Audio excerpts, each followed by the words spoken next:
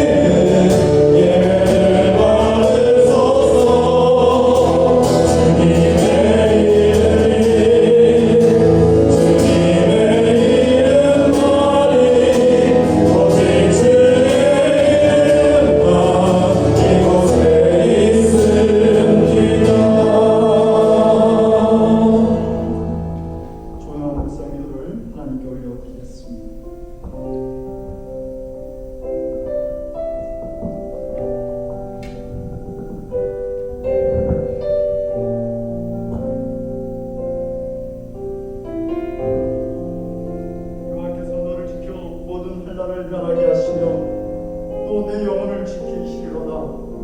여호와께서 너의 주님을 지금부터 영원까지 지키시리로다.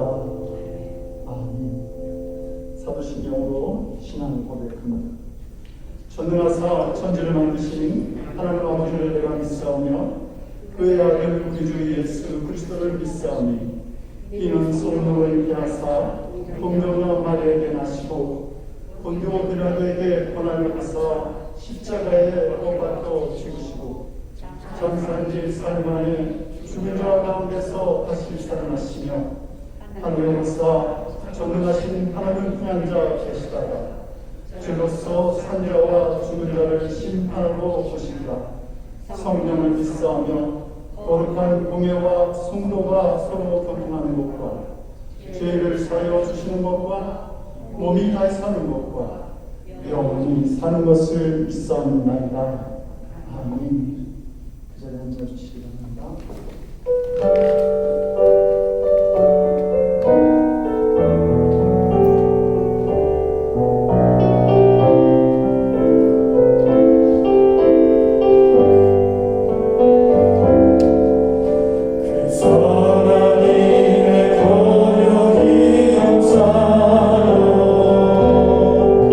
그 놀라운 평화를 누리며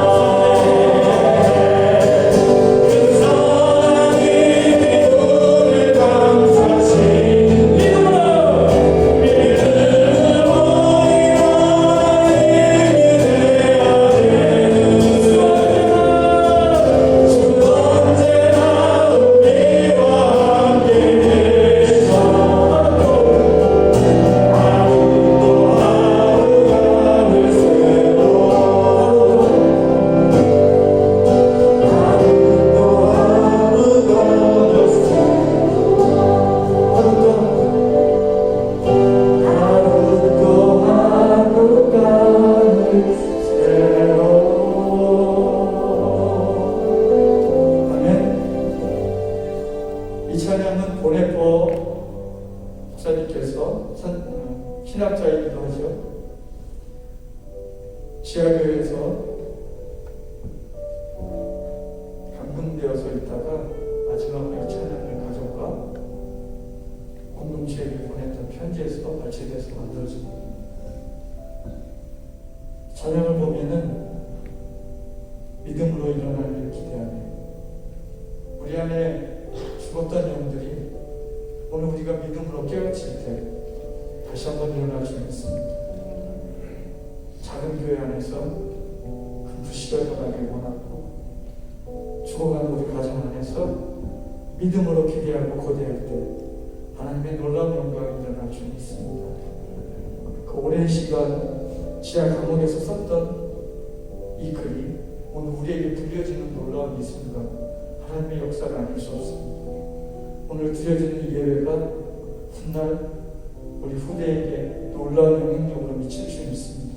아멘. 우리 함께 기대하고 고대하는 마음 한번 기도하고 찬양해 가겠습니다. 하나님, 우리를 통해서 하나님의 기대가 일어나길 원합니다. 내가 믿음의 눈을 들어 기도할 때 하나님 놀라운 일들이 일어나게 하여 주시옵소서. 함께 기도하겠습니다. 하나님 감사합니다. 그 선한 영향력이 우리를 통해서 일어나게 하여 주시옵소서. 죽어가는 영들을 깨우치게 하시며 아버지 지쳐가는 영들, 벼랑 끝에 서 있는 영혼들에게 힘이 될 수 있도록 도와주시옵소서. 우리의 낯빛이 질병들로 바뀌게 하시며 우리의 일들이 하나님의 선한 영향력으로 바뀌게 하셔서 하는 일마다 하나님 원하시는 일들로 채워지고 넘쳐나게 허락하여 주시옵소서. 주여, 우리가 그렇게 되어지길 소망합니다. 우리 안에 주님의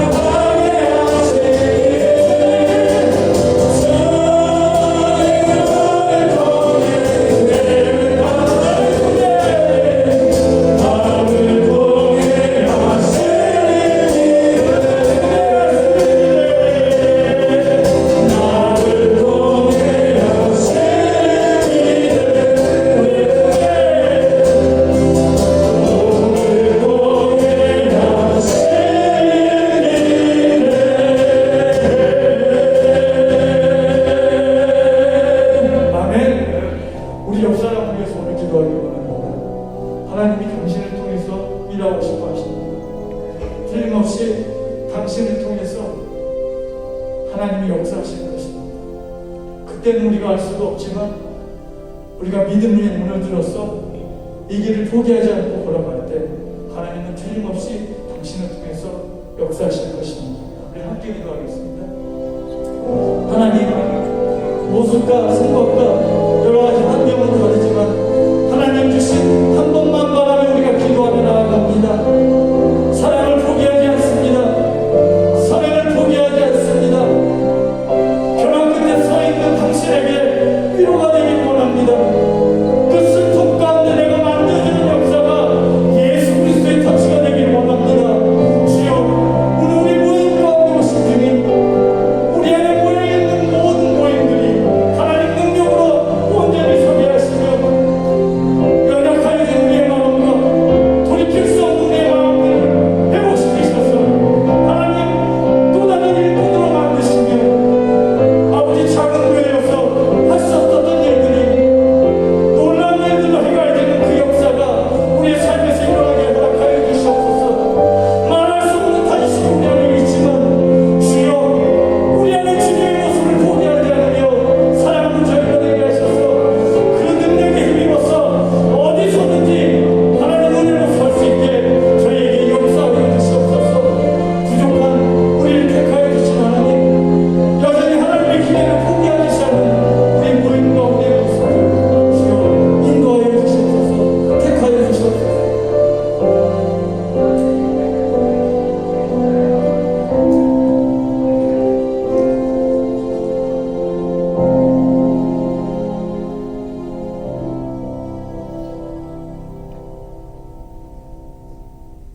한 주간의 삶도 주 안에 거하며 오직 주님이 주시는 은혜로만 살게 하시고 다시금 이 성전에 모여서 주님이 찾으시는 예배자로 삼아주심을 감사드립니다.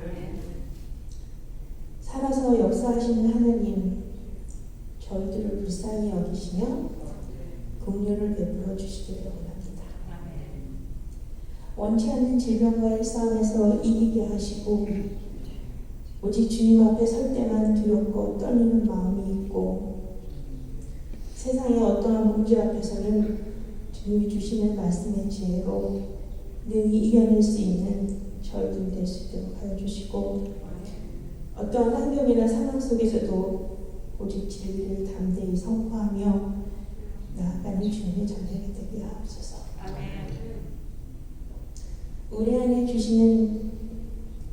주님이 주시는 평안과 사랑의 힘으로 서로를 더 존중하며 배려하며 허물을 용서하는 귀한 마음을 허락하셔서 선으로 협력하는 아름다운 공동체로 주님의 몸된 교회를 위해 순종하며 헌신하며 이 땅의 빛과 소금의 역할을 잘 감당하는 주님의 뜻을 이루어가는 사랑의 나눔이 있는 그런 교회 되게 하옵소서.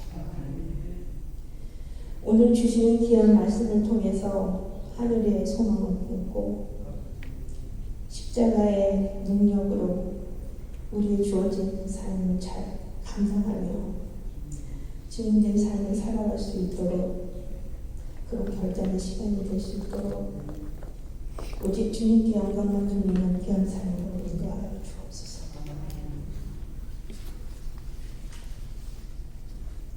세계 곳곳에서 하나님 나라 확장에 힘쓰시는 선교사님 가정과 사역에 기름 부어 주셔서 우리가 알지 못하는 하늘의 비밀들이 그 땅 가운데 이루어지며 그 모든 일들을 위해 이곳에서도 무릎으로 함께 동역하는 저희들에게 같은 마음을 허락하셔서 더욱더 그 일들을 잘 감당하게 하옵소서.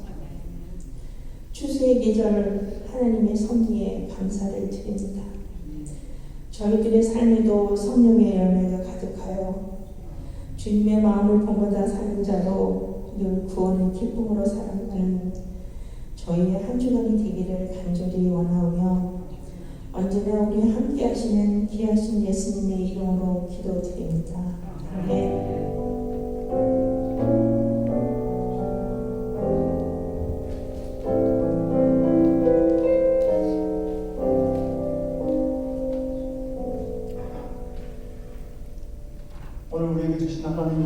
같이 봅니다.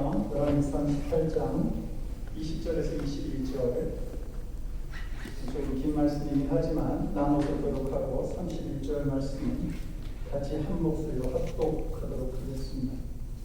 구약 547 내지 48쪽에 기록되어진 열왕기상 18장 20절에서 21절, 31절까지의 말씀을 제가 먼저 듣도록 인도하겠습니다. 아합이 이에 이스라엘의 모든 자손을 기로 사람을 보내 선지자들을 갈레산으로 모으니라. 엘리야가 모든 백성에게 가까이 나아가 이르되 너희가 어느 때까지 그 사이에서 머뭇머뭇하려느냐. 여호와가 만일 하나님이면 그를 따르고 바알이 만일 하나님이면 그를 따르지니라 하니 백성이 말 한마디도 대답하지 아니하는지라. 엘리야가 백성이 이르되 여호와의 선지자는 나만 홀로 남았으나 바알의 선지자는 450명이로다. 그런즉 송아지 둘을 우리에게 가져오게 하고 그들은 송아지 한 마리를 택하여 닭을 떠서 나무 위에 놓고 불은 붙이지 말며 나도 송아지 한 마리를 잡아 나무 위에 놓고 불은 붙이지 않고 너희는 너희 신의 이름을 부르라. 나는 여호와의 이름을 부르리니 이에 불로 응답하는 신 그가 하나님이니라. 백성이 다 대답하되 그 말이 옳도다 하니라. 엘리야가 바알의 선지자들에게 이르되 너희는 많으니 먼저 송아지 한 마리를 택하여 잡고 너희 신의 이름을 부르라. 그러나 불을 붙이지 말라. 그들이 받은 송아지를 가져다가 잡고 아침부터 낮까지 바알의 이름을 불러 이르되 바알이여 우리에게 응답하소서 하나 아무 소리도 없고 아무 응답하는 자도 없으므로 그들이 그 쌓은 제단 주위에서 뛰놀더라. 정오에 이르러는 엘리야가 그들을 조롱하여 이르되 큰 소리로 부르라. 그는 신인즉 묵상하고 있는지 혹은 그가 잠깐 나갔는지 혹은 그가 길을 행하는지 혹은 그가 잠이 들어서 깨워야 할 것인지 하매 이에 그들이 큰 소리로 부르고 그들의 규례를 따라 피가 흘리기까지 칼바창으로 그들의 몸을 상하게 하더라. 이같이 하여 정오가 지났고 그들이 미친 듯이 떠들어 저녁 소재 드릴 때까지 이르렀으나 아무 소리도 없고 응답하는 자나 돌아보는 자가 아무도 없더라. 엘리야가 모든 백성을 향하여 이르되 내게로 가까이 오라. 백성이 다 그에게 가까이 가매 그가 무너진 여호와의 제단을 수축하되 야곱의 아들들의 지파의 수요를 따라 엘리야가 돌돌 회개를 취하니 이 야곱은 옛적에 여호와의 말씀이 임하여 이르시기를 내 이름을 이스라엘이라 하라 하신 자라. 아멘. 기도하시겠습니다. 하나님 오늘도 저희들에게 복된 주를 허락하시고 귀한 주님의 말씀을 이 시간 허락하여 주시니 감사합니다. 세상의 많은 말들을 마음에 두는 저희들이 아니라 하나님의 말씀만을 듣고 묵상하면서 그 말씀 가운데 살아감으로 온전히 하나님을 기쁘시게 하고 영광 돌리는 믿음의 삶을 저희들이 살아가도록 주님 오늘도 말씀으로 우리에게 역사하여 주시옵소서. 이 말씀이 듣는 자나 전하는 자가 다 주님 안에서 하나가 되어지고 큰 은혜를 누리기를 원하며 우리 주 예수 그리스도를 받들어 간절히 기도 드려옵나이다. 아멘. 프랑스 혁명 당시에 그 혁명을 주도했던 무신론자들이 주일 예배를 없애기 위해서 일주일을 10일이라고 하는 단위로 끊었던 적이 있습니다.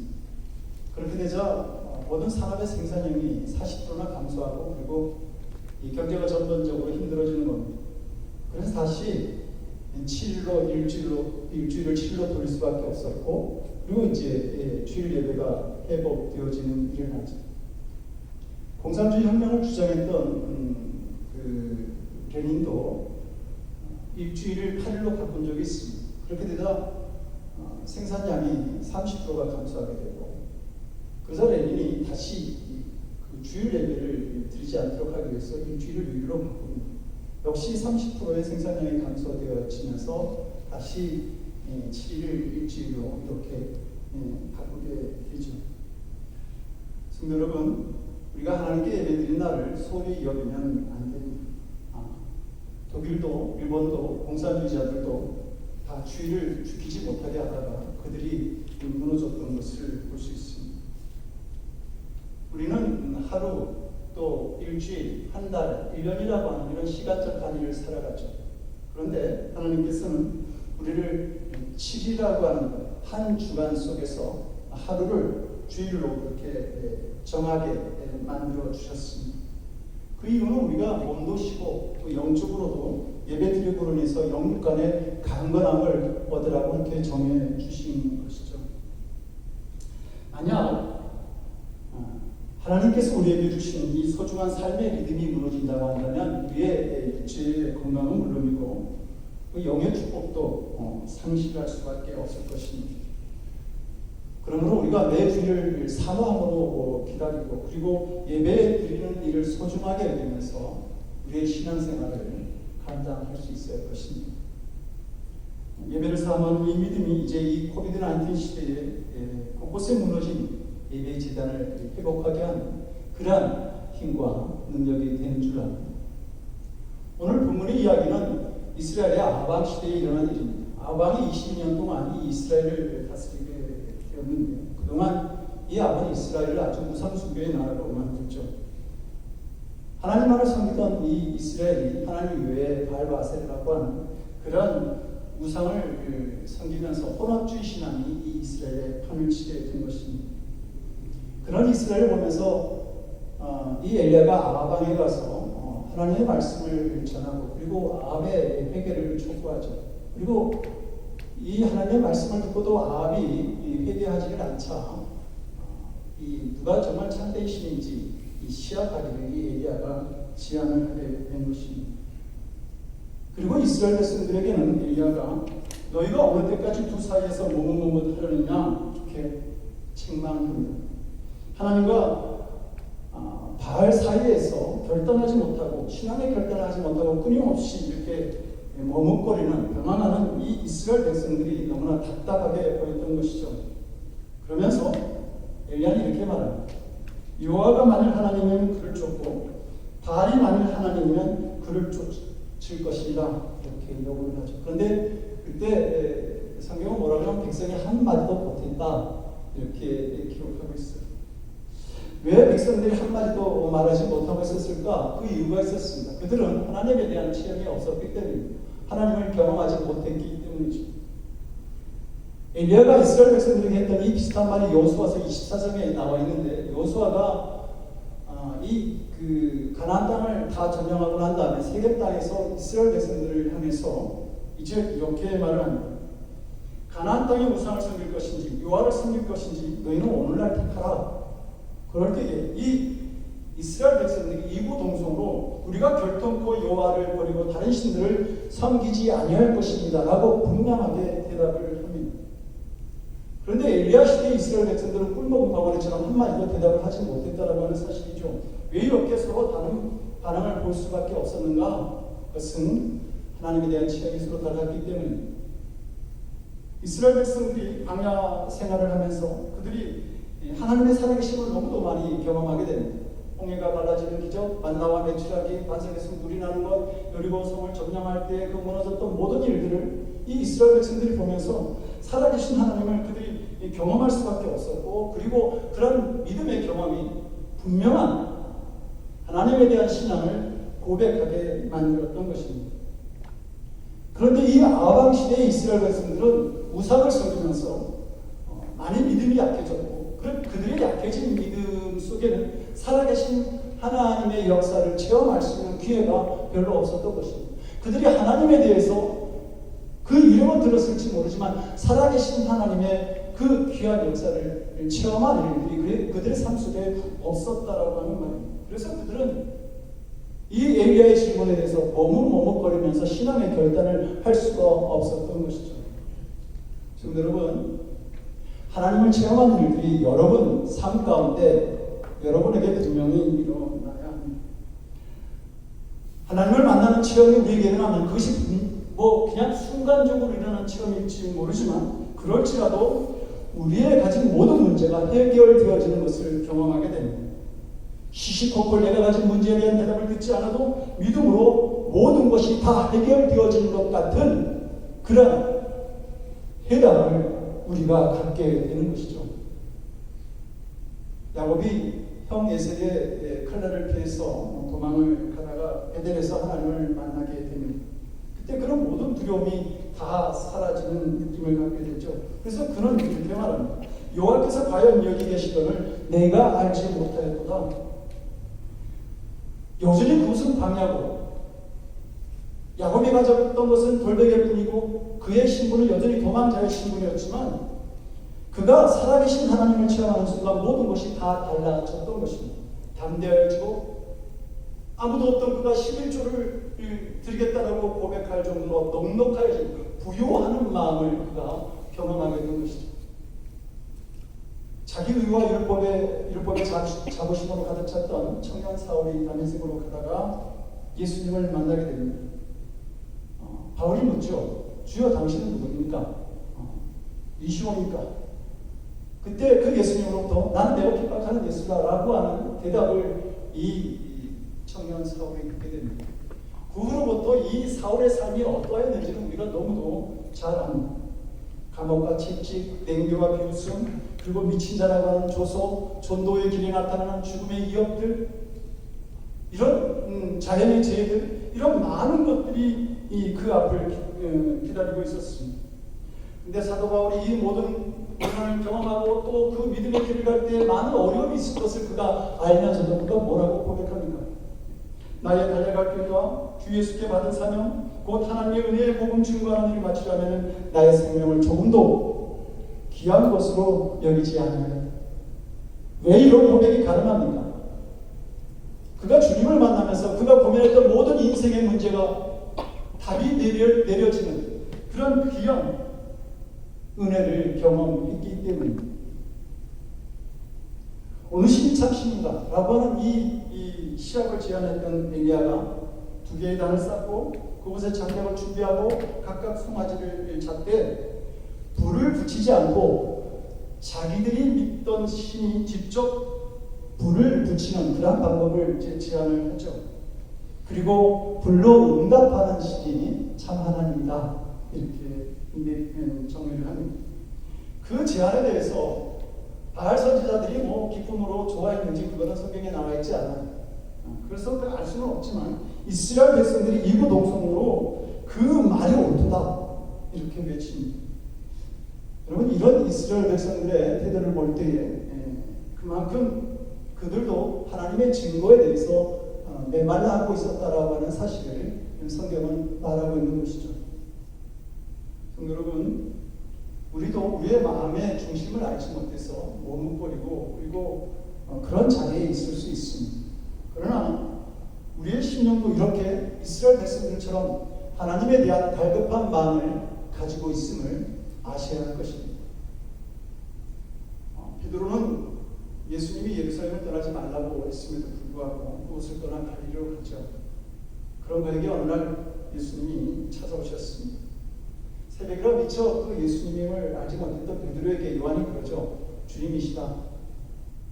그 소리를 들은 베드로의 행동이 어떠했습니까? 그냥 그 자리에서 바로 겉옷을 들고 바로 바닷가에 뛰어내려서 그 물살을 헤치고 예수님께로 나아갑니다. 그는 예수님의 사명을 위해서 도망왔을지 모르지만 그러나 그의 중심은 언제나 예수님을 갈급해하는 마음이 그의 안에 있었다고 하는 겁니다. 이제 시합이 시작됩니다. 그렇게 되자 바알 제사장 45명이 먼저 기도를 시작하면서 열심히 부르짖죠. 아침부터 저녁까지 계속 되었지만 불러도 대답 없는 이름이요 부르다가 죽을 이름이 바로 그 이름이 바알의 이름이었습니다. 그래서 엘리야가 핀잔을 주죠. 야, 큰 소리로 불러봐. 너희 신이 묵상하는지 잠깐 나갔는지 혹기를 행하는지 잔이 들었는지 잘 모르겠다. 이 소리를 들은 이 바알의 선지자들이 자기들의 몸에 상처를 내고 피가 나올 정도로 그렇게 부르짖지만 저녁 될 때까지 아무 응답이 없습니다. 그래서 이제 엘리야의 차례가 되죠. 그런데 엘리야가 하나님께 불을 내려달라고 기도하기 전에 두 가지 제안을 이스라엘 백성들에게 합니다. 먼저 내게로 가까이 오라고 그렇게 말합니다. 이것은 곧 하나님의 신앙을 너희들이 회복해야 된다라고 하는 뜻을 가지고 있는 말입니다. 그동안 우상과 세상을 가까이 하느라고 하나님과 너무 멀리 떨어져 있었으니 이제는 하나님께로 가까이 와라고 하는 의미인 것이죠. 그동안 주님의 뜻보다는 내 뜻대로 살았던 그 나의 고집과 욕망들, 주의 말씀보다는 내 지식과 내 경험을 우선시했고, 그리고 편안함만을 추구했던 나의 이기적인 이 모든 것들을 다 내려놓고 이제 너희들 하나님께로 좀 돌아와, 이렇게 얘기하는 겁니다. 그리고 두 번째로 엘리야는 이스라엘 백성들에게 여호와의 제단을 수축하자, 그렇게 이야기를 하죠. 제단이라고 하는 것은 하나님께 예배드리기 위해서 쌓아놓은 단을 말하는 것입니다.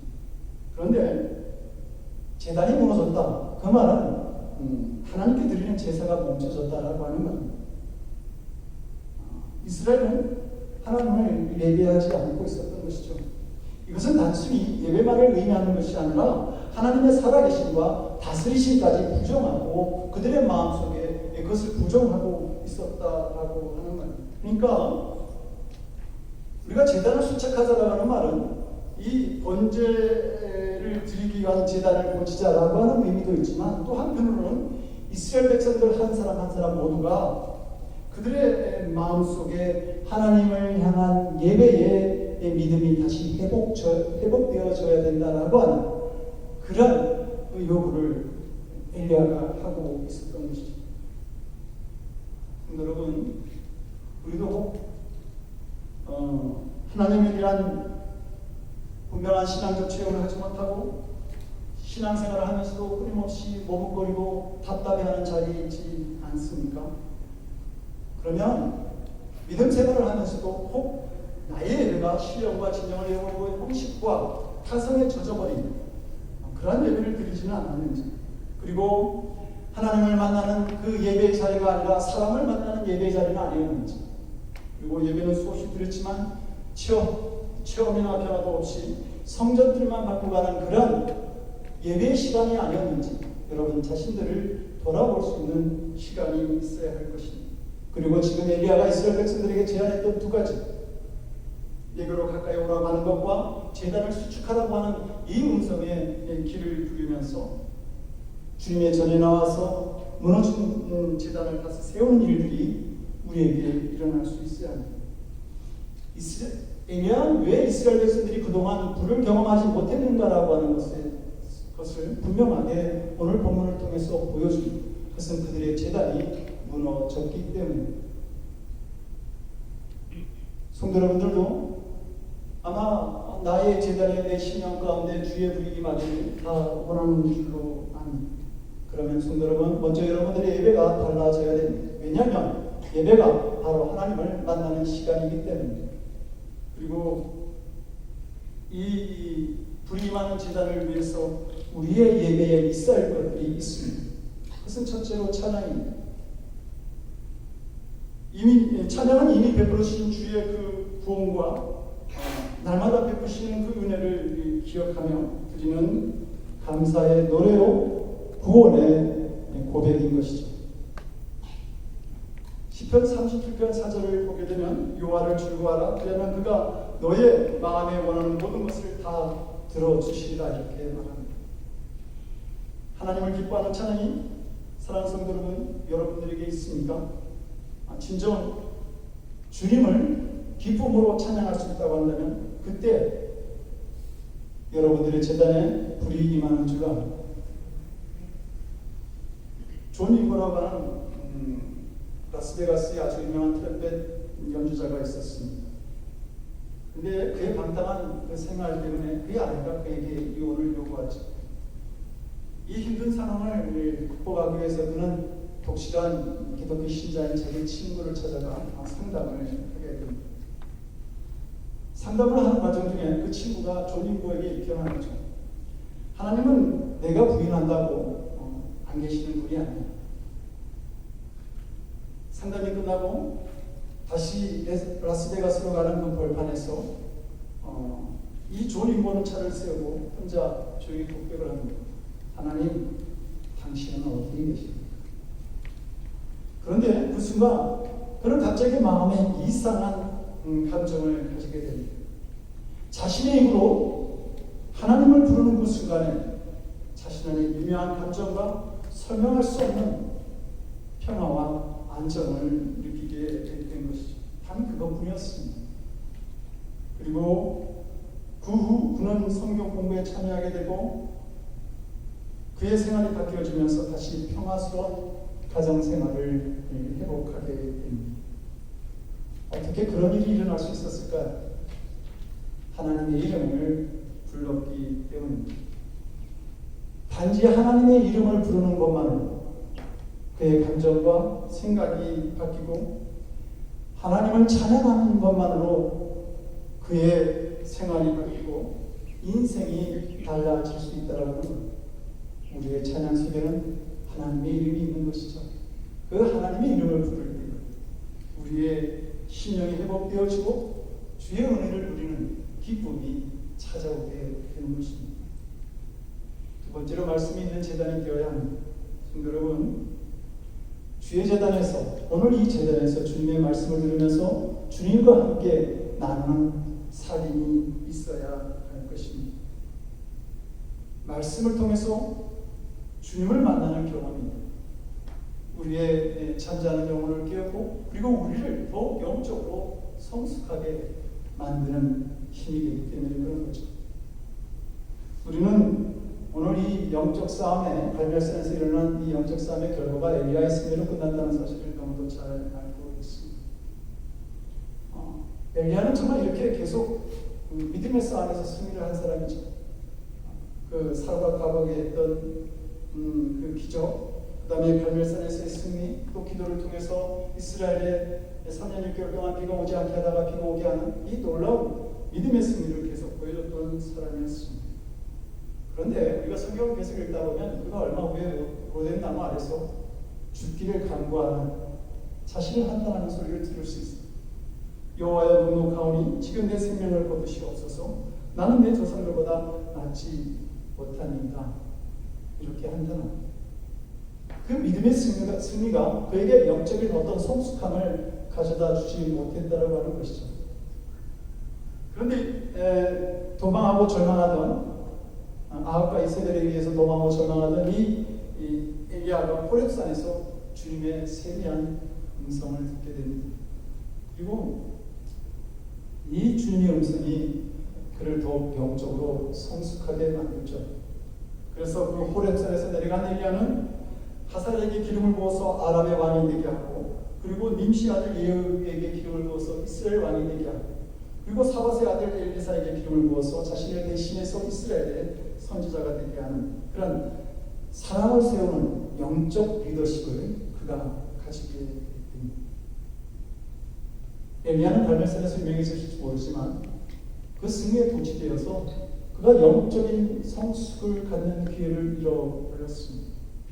그러나 호렙산에서 주님의 세미한 그 음성을 들었을 때, 주님의 음성을 듣게 되었을 때 그의 피곤한 영성이 다시 깨어지고, 그리고 그의 믿음이 더욱 성숙해지는 귀한 은혜를 그가 경험하게 되었던 겁니다. 마지막 세 번째로는 이웃과 연합하는 사랑이 있을 때 그 제단 위에 주님의 불이 임하게 되는 것입니다. 보면 31절을 보면 야곱의 아들들의 지파의 수요를 따라 12돌을 취하니 하고 말하고 있습니다. 지금 엘리야는 북왕국의 선지자죠.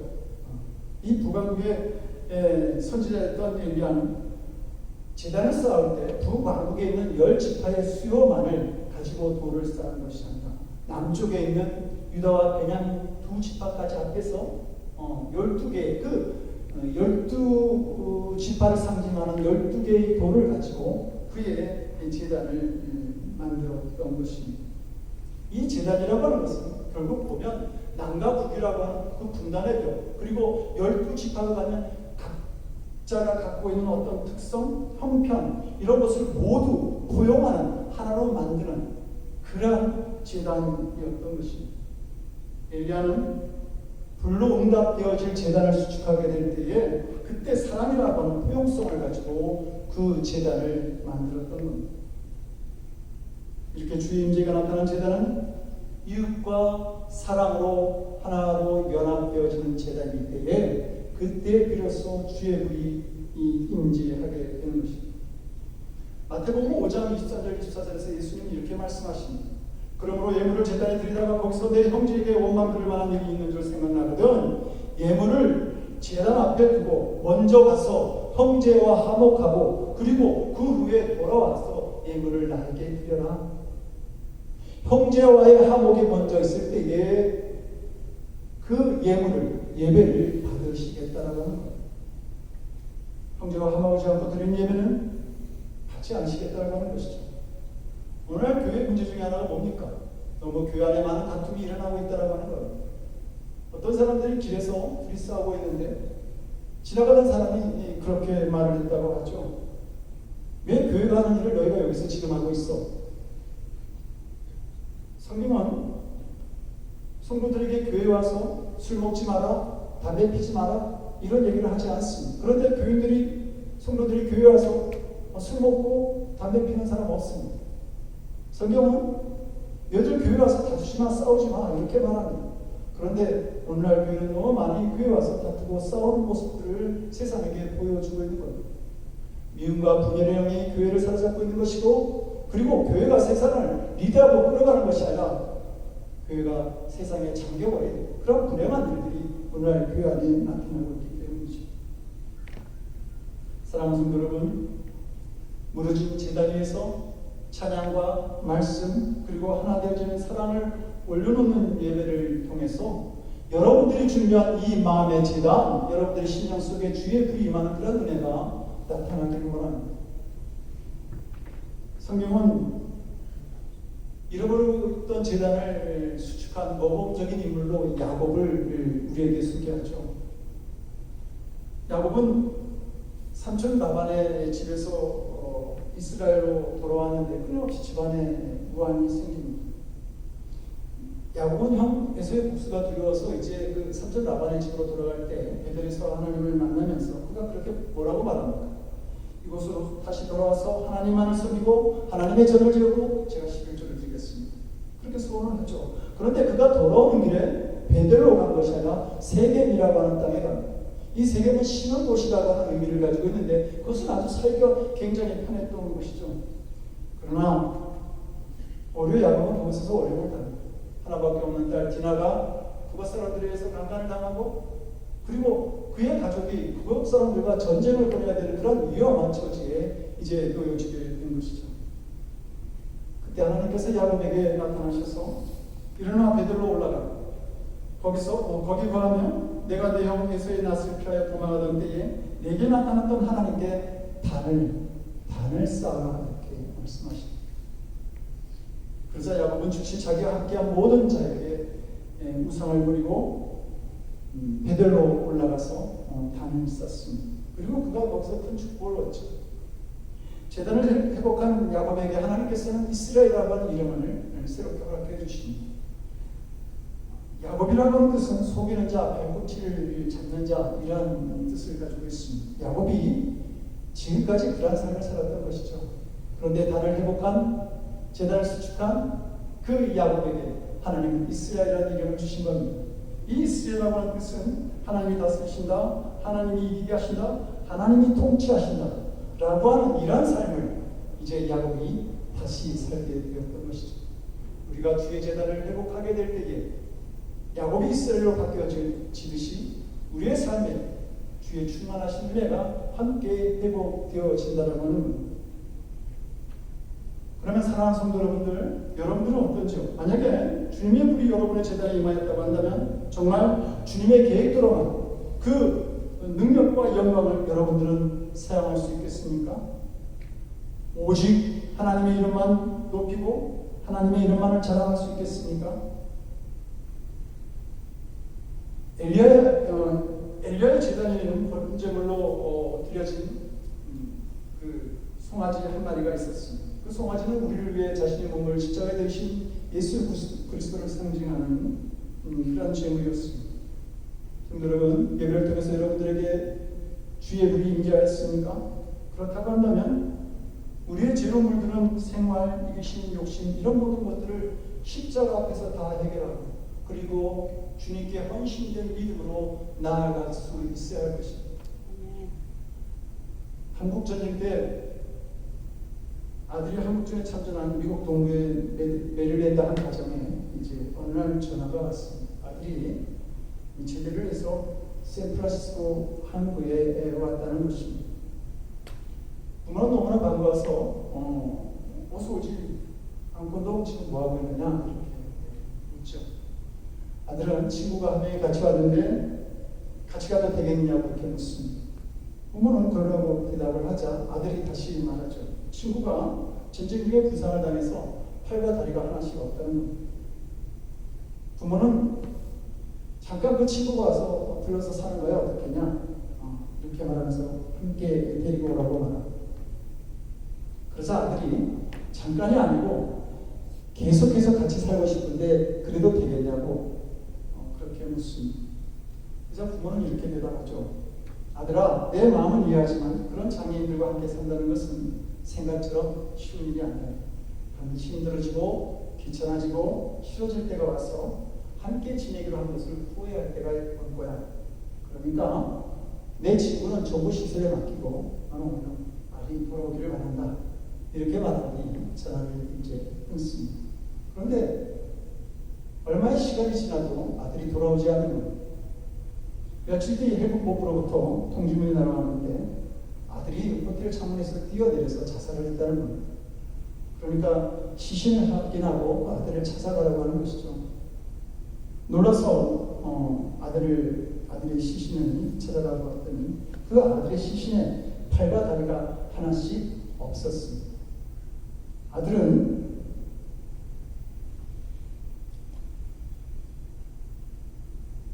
자신이 장애인이 되고 난 다음에 부모님은 변함없이 나를 사랑해 줄 수 있을까? 그것을 확인하고 싶었던 것이죠. 그것이 염려되어서 먼저 전화를 했던 것입니다. 성도 여러분, 여러분들도 더 늦기 전에 소중한 사람을 잊기 전에 여러분들의 마음에 있는 사람을 한번 테스트해 보십시오. 그리고 이것은 우리가 하나님께 예배드리는 것과도 마찬가지라고 하는 사실을 알아야 합니다. 이기적인 사람의 예배는 본인이 드렸을지 모르지만 하나님께 상달될 수 없습니다. 우리의 주가 되시는 예수님이 어떤 모습으로 우리에게 찾아오셨습니까? 가난한 자의 삶으로, 죄인된 모습으로, 그리고 저주받은 십자가에서 사형을 당하시는 모습으로 우리에게 찾아오신 분이 우리의 예수 그리스도이십니다. 그리고 그분이 지금 우리에게 그 자리로 우리를 오라고 지금 초대하고 있지 않습니까? 우리가 그 자리에 가기 위해서는 나의 이기적인 사랑, 편안함 이런 것을 저버리고 그분께로 나아가야 하는 것입니다. 그럴 때에 우리의 재단에 주의 불이 계속 임하는 그런 영적 은혜를 경험하게 되는 것이죠. 성도 여러분, 여러분들은 주일날 이 자리에 와서 예배를 드리면서 이 예배가 정말 기쁩니까?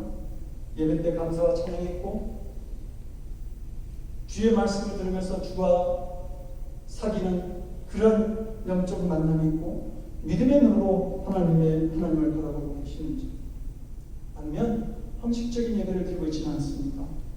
오늘날 주일을 지키는 많은 성도들 가운데 주님을 만난다라고 하는 어떤 믿음도 없고 기대도 없이 그냥 의무적으로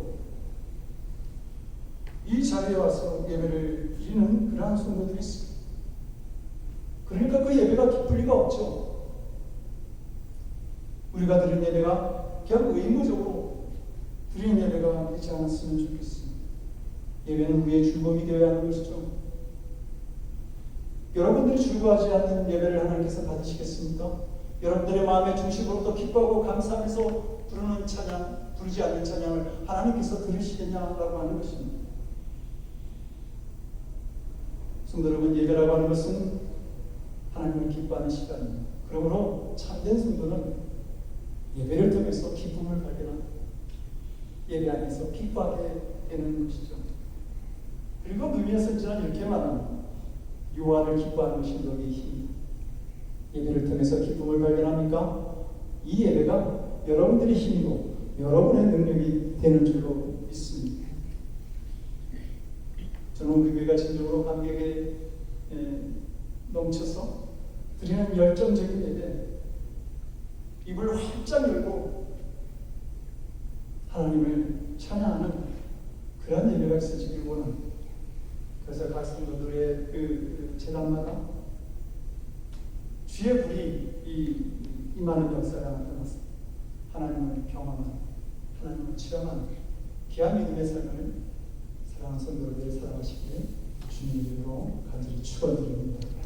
기도하겠습니다.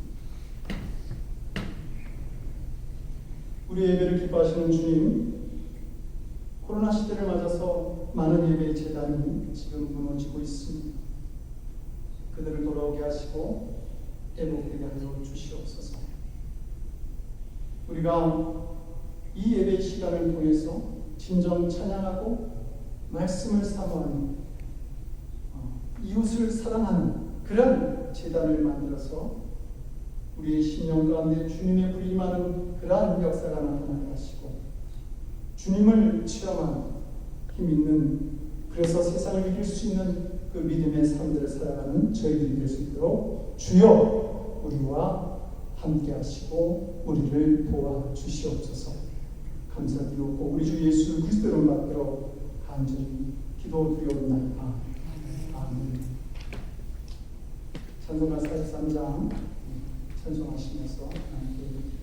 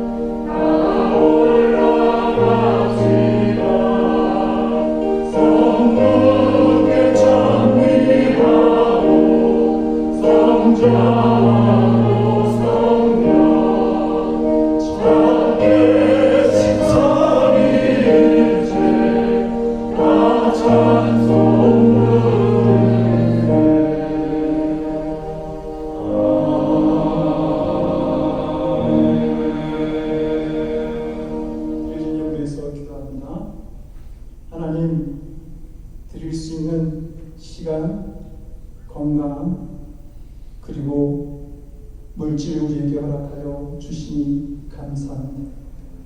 무엇보다 드릴 수 있는 믿음으로 주의 존전을 찾아오게 하시니 또한 감사를 드립니다.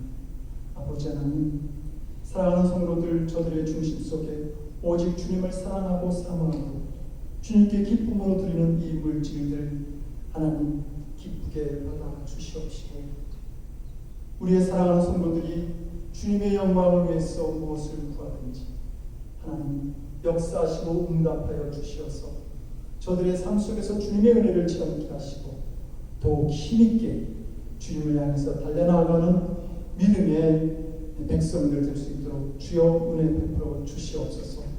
그리고 이 물질이 사용되어지는 곳에 주님의 뜻과 마음도 나타나서 하나님의 살아계심의 역사가 이 세상 곳곳에 나타날 수 있도록 주여 은혜 내려 주시옵소서.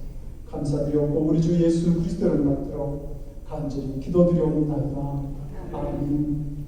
앉아주시기 바랍니다. 한번 말씀 드리겠습니다. 오늘 광고 드리기 전에 먼저 이교회 처음 방문하신 우리 이경의 사모님 그리고 조이경 집사님, 조정경이 아니라 조이경입니다. 조이경 집사님 두 분 이렇게 처음으로 저희에게 방문해 주셔서 감사하고요. 우리 이경의 사모님은 이재석 목사님, 제 사모님이고요. 제 고향 친구예요. 그때부터 제 과거를 알고 싶다고 가서 묻지 않기를 바랍니다. 이렇게 참 모르겠습니다. 하나님의 은혜가 참 큽니다. 저 한국에 죽은 지 너무 거기서 신앙생활하다 이 늦은 나이에 미국이라고 하는 곳에 가서 또 같이 얼굴을 떠올리게 하신 하나님 참 감사하게 생각됩니다. 두 분 이렇게 함께 예배드리게 돼서 너무 감사합니다. 우리 환영의 박수 할까요?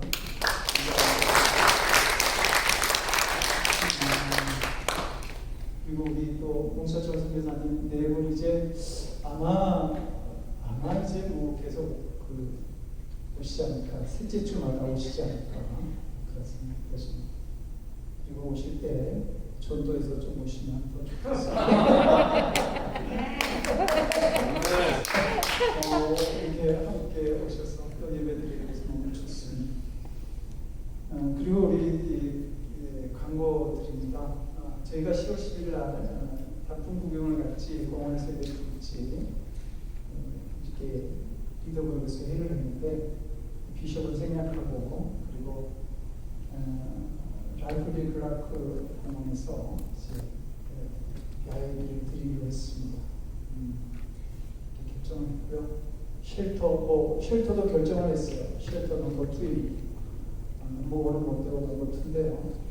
참고가 좋을 거예요. 몸이 궁금하신 분들은 가서 보셔도 되고요. 바라기는 이제 그때 다 오셔서 야외를 드실 때에 또 함께 같이 우리 교회를 좀 소개하고 싶은 분들이 있으면 그때 함께 모시고 오셔서 자연스럽게 교회도 소개하고 교회들과 또 교제를 나누는 그런 시간을 가지면 좋겠다 하는 생각이 듭니다. 우리 이경의 사모님하고 조이경 집사님이 계속 우리와 신앙생활을 하게 될지는 모르겠어요. 제가 고향 친구라서 오신 건지 잘 모르겠는데 그때도 같이 오셔서 이렇게 교제를 나누시고 그랬으면 좋겠다는 생각이 듭니다. 많은 분들이 함께 와서 10월 10일 야외를 함께 즐겼으면 좋겠습니다. 예배 후에 이제 저희 사무실에서 교제가 있습니다. 추석도 나누겠습니다. 같이 참여하셔서 즐거운 시간 교제를 나눠주시기 바랍니다. 우리 군주 기도가정 김병기 이수아 집사님 가정입니다. 세게 기도해 주시기 바라고 비교를 키워드리기 위해서도 기도해 주시기 바랍니다.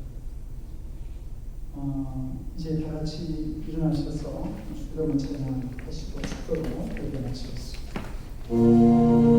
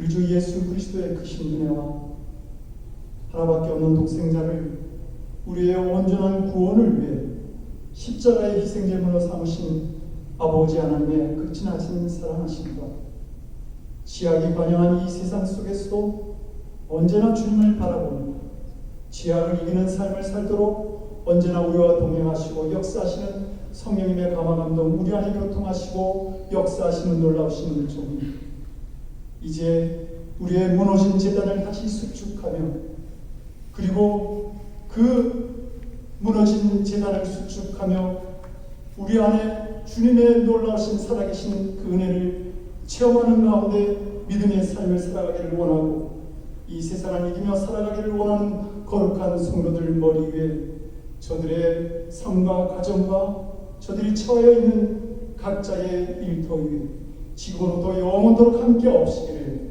간절히 축원드리옵나이다. 아멘.